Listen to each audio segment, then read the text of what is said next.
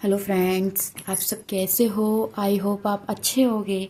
आज हम आपके लिए लेके आए हैं the Hindu news and Indian express. आज हम इन दोनों न्यूज़पेपर के बारे में बात करेंगे जो हमारे मैंने इसमें मोस्ट इम्पोर्टेंट टॉपिक लिए हैं जो हमारे यूपीएससी और प्रीलिम्स दोनों मेंस के लिए इम्पोर्टेंट भूमिका निभाते हैं। फ्रेंड्स, ये है हमारा 25 जनवरी 2025 का न्यूज़पेपर। फ्रेंड्स, मैं डे बाई डे लाने में थोड़ा लेट हो जाती हूँ, उसके लिए मैं माफ़ी चाहती हूँ। आज हम बात करेंगे मूलभूत मूल्य और भारतीय राज्य की यात्रा, फंडेटिंग values the junior of the Indian state. आज हम भारत की जो यात्रा है उसके बारे में बात करेंगे। पहला पॉइंट है हमारा, भारत के संविधान के लागू होने के 75 वर्ष गठन पर भविष्य की योजना बनाने से पहले भारतीय राज्य की यात्राओं को इसके मूलभूत मूल्य के दृष्टिकोण से आकलन अनिवार्य है। मतलब हम राज्य की जो यात्रा करने से पहले हमें उसका आकलन कर लेना बहुत अनिवार्य हो जाता है। डॉक्टर भीमराव अंबेडकर ने 25 नवंबर 1949 को संविधान सभा की अंतिम संबोध दिया तो उन्हें आने वाली जटिल चुनौतियों की रेखांकित किया गया है।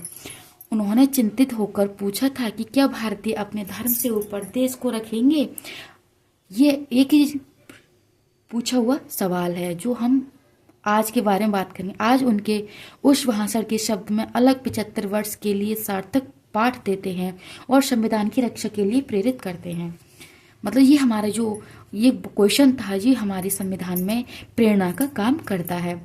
संघीय गणराज्य, हाल के समय में भारत के संघीय संरचना की व्याख्या को लेकर कई संवैधानिक मुद्दों पर गहन बहस बनी हुई है। राज्य सरकार और राज्यपालों के बीच के संघर्ष सुप्रीम कोर्ट तक पहुंच चुके हैं।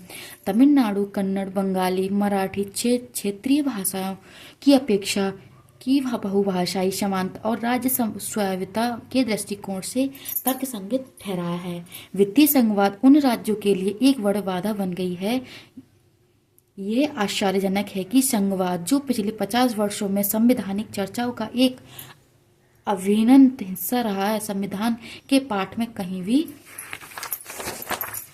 भी संघीय शब्द नहीं पाया जाता है। मतलब ये हमारा एक हिस्सा रहा है, वो हमारे संघीय शब्द नहीं पाया जाता है।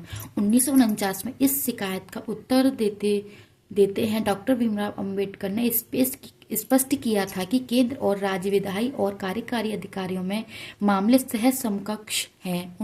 उन्होंने फिर भी कहा कि आपातकालीन के दौरान उपयोग के लिए केंद्र के केवल विशेष अधिकार हैं। संविधान के रक्षक बनाने की आवश्यकता है। मतलब हमारे जो संविधान को उसको हम कैसे प्रोटेक्ट कर सकते हैं उसके बारे में हम बात करेंगे। हाल ही के दिनों में संविधान में बदलाव करने की बात रही है। ये आरोप लगाया गया है कि संविधान यूरोपियन उपनिवेशवाद दृष्टिकोण से प्रेरित है। मतलब जो हमारा संविधान है वो उपनिवेशवादों से प्रेरित है। संविधान सभा की सामूहिक विधिमत्ता का अपमान और वर्ग से वर्षों के प्रयासों और 75 वर्ष की राष्ट्र निर्माण की प्रक्रिया पर उपकार है। अब हम फ्रेंड्स बात करेंगे इसरो के बारे में। इसरो ने सोमा लॉन्च किया है। ISRO gearing up for its 100th launching for Sriharikota on January. मतलब 29 जनवरी को हमारे इसरो से हरिकोटा से एक लॉन्च होगा, 100वां। अब हम उसके बारे में बात करेंगे। इसरो 29 जनवरी को श्री हरिकोटा आंध्र प्रदेश स्थित सतीश धावन अंतरिक्ष केंद्र से अपनी 100वीं लॉन्चिंग के लिए तैयार है। मतलब जो हमारी 100वीं लॉन्चिंग होगी वो हमारी 29 जनवरी के लिए होगी। इस दिन GSLV F-15 NVS 0.2 mission launch किया जाएगा। मतलब जो हमारा 29 जनवरी 2025 को जो लॉन्चिंग होगी, 100वीं लॉन्चिंग, वो उसका इसके द्वारा किया जाएगा। GSLV F-15 जिसमें स्वदेशी क्रायोजेनिक स्टेज शामिल है। NVS 0.2 सैटेलाइट की जियोसैक्रिनेस ट्रांसफर ऑर्बिट में स्थापित करेगा। NVS-O2 सैटेलाइट NVS श्रृंखला का दूसरा उपग्रह है। यह भारत में नेविगेशन विद इंडियन कंस्टिलेशन का हिस्सा है। नेवी IC 2 प्रकार की सेवाएं प्रदान करता है।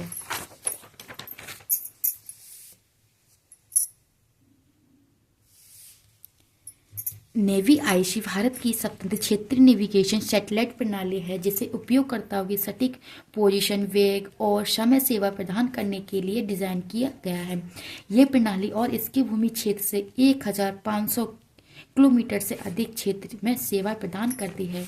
स्टेटेड positioning service SPP, restrictive service RS, NavIC SPC प्राथमिक सेवा क्षेत्र में 20 मीटर से बेहतर पोजीशन सटीकता, restricted positioning service SPS, restricted service RS, NVA ICS SPS प्राथमिक सेवा क्षेत्र में 20 मीटर से बेहतर पोजीशन सटीकता और 40 नैनोसेकंड से बेहतर समय सटीकता प्रदान करना है। दूसरी पीढ़ी के नेवी आईसी उपग्रह NVS 0.1, 0.02, 0.3 एंड 0.4 की योजना बनाई गई हैं ताकि नेवी आईसी बेस लेयर कंस्टेलेशन को बढ़ाया जा सके। 4 वैश्विक प्रणाली। पहला, अमेरिका में जीपीएस और दूसरा है हमारा है रूस से गैलोनस, तीसरा यूरोपियन संघ से गैलोलियल, चौथा चीन से वदोई और दक्षिण क्षेत्र में प्रणाली भारत से NAVIC, जापान से QZSS। और हम पॉइंट के बारे में बात करें, क्रायोजेनिक प्रणाली में ऑक्सीजन 183.3 पर तथा हाइड्रोजन तो 253 डिग्री सेल्सियस पर द्रवित हो जाती है। पृथ्वी की सतह से लगभग 35,786 किलोमीटर ऊपर एक उपग्रह भूस्थल कक्षा में होता है। उन्हें उच्च भूमि कक्षा श्रेणी में रखते हैं। जैसे हमने इस टॉपिक के बारे में बात किया है, हमारी पृथ्वी के साइड, ये हमारे अक्ष पे एंगल ऑफ इंक्लेशन,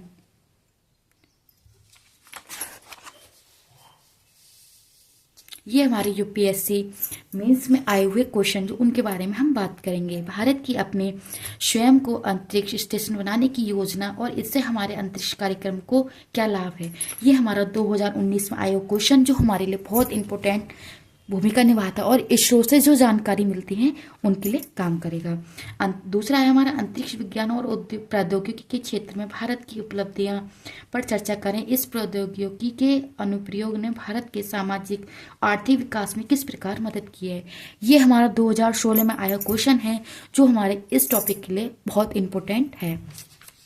भारत के तीसरे मून मिशन का मुख्य कार्य क्या है जो इसके पिछले मिशन में पूरा नहीं हो चुका था। इस कार्य को पूरा करने वाले देश सूची बनाई गई है।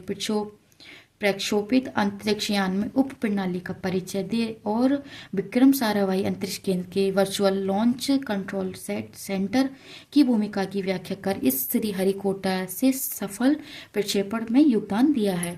ये हमारा 2023 में आया क्वेश्चन जो हमारे लिए हमें ये बताता है कि हमारे लिए ये टॉपिक कितना इम्पोर्टेंट है। फ्रेंड्स, आप सभी को नोट्स कैसे लगे कमेंट सेक्शन में बताना एंड वीडियो को ज़्यादा से ज़्यादा लाइक करना, शेयर करना एंड सब्सक्राइब करना ना भूलें।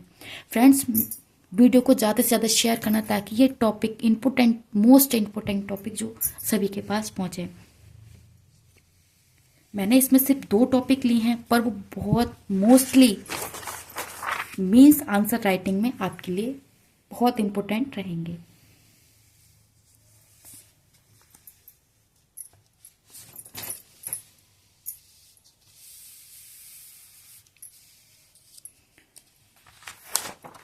फ्रेंड्स, मुझसे कोई गलती होती है उसके लिए मैं माफ़ी चाहती हूँ और आपको ये क्वेश्चन पेपर सॉल्व करके देख लेना ताकि आपकी प्रैक्टिस अच्छे से हो। And thank you.